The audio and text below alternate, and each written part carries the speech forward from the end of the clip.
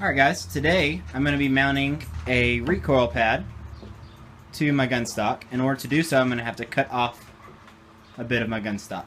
So I'll show you how we figure all that out. Okay, to fit a recoil pad, the first thing I've got to do is reduce the length of pull.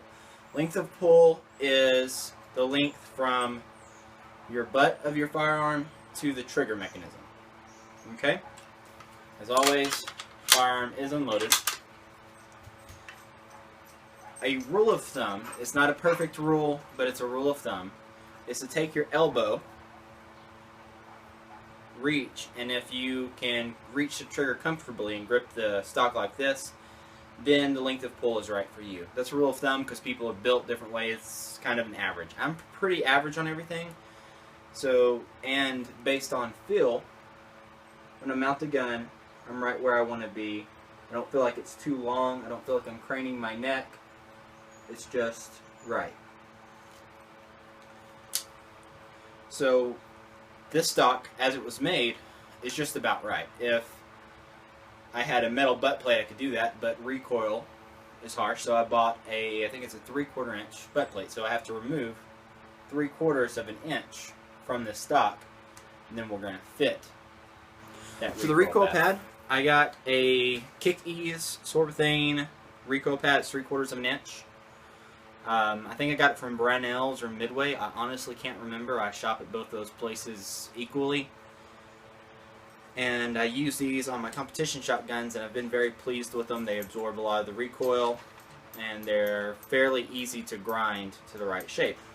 0.76, so a little bit over 3/4 inches. So I'm going to cut off 3/4 inches from the stock. The blue painter's tape will allow me to mark the stock well, and also will prevent tear out from my blade on my saw. This is really the most critical part of this entire process. Luckily, my stock lays flat. Not all stocks do. I've only done this a few times. I've got my laser to align with my line that I scribed with my calipers. So now, moment of truth, let's cut it. One thing is, if I cut it wrong, I can go back and add a bigger recoil pad or a spacer, but I'm really trying to get this right on the first cut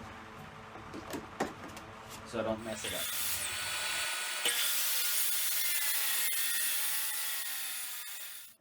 And I was able to get a nice clean cut. Now let's see if I messed up my... So I got a nice clean tear out free cut with that. Well, I've got one little chip right there, but I'll be able to touch that up with just a little bit of oil. Never notice.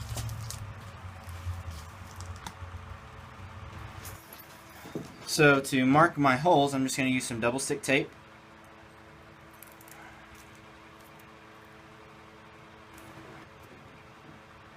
There's really not any rocket scientist to this. You just get it positioned where you have just a little bit of overhang all the way around. See right there, I got it wrong, so I need to pull that off and try again.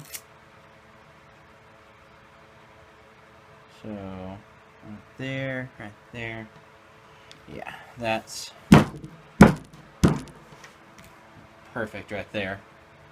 Now I'm going to use a punch to mark my holes to drill.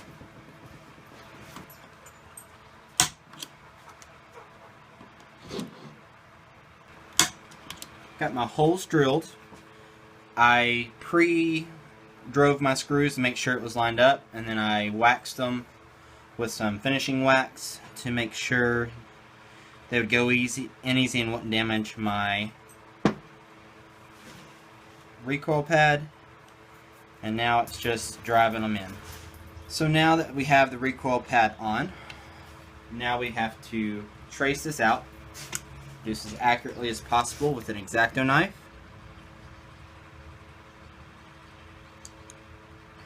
After I scribed my line, I put some blue chalk like you would use for your chalk line, rubbed it in, filled up those scratches, and now I'm just going to sand to that line.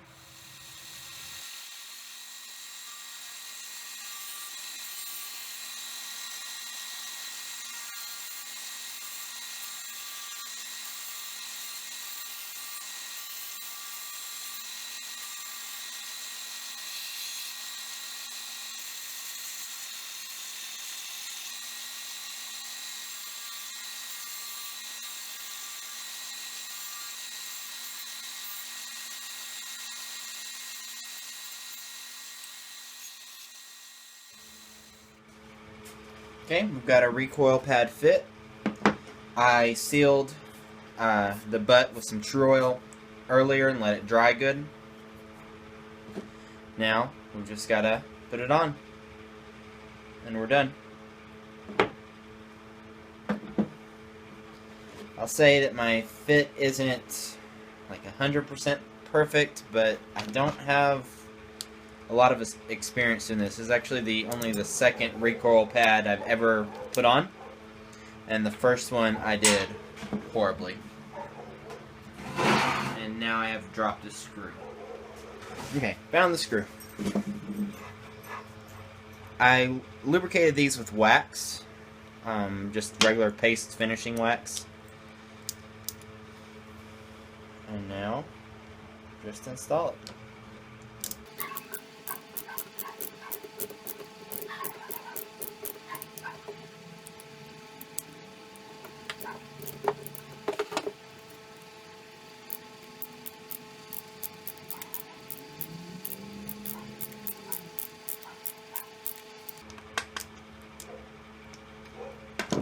Okay.